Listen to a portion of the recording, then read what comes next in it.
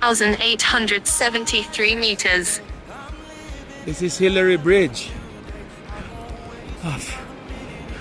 Maraming dura pa. Highest bridge in the world. By elevation. Mukhang mataas na siya, pero mas mataas pa rin yung kinalalagyan niya.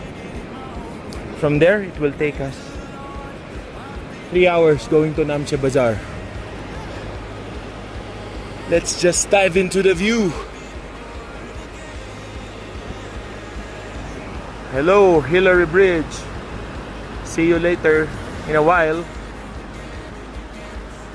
Before that, the steps. May Hillary step din, pero sa bundok na mismo yan bago mag-summit. Panoorin nga natin sila.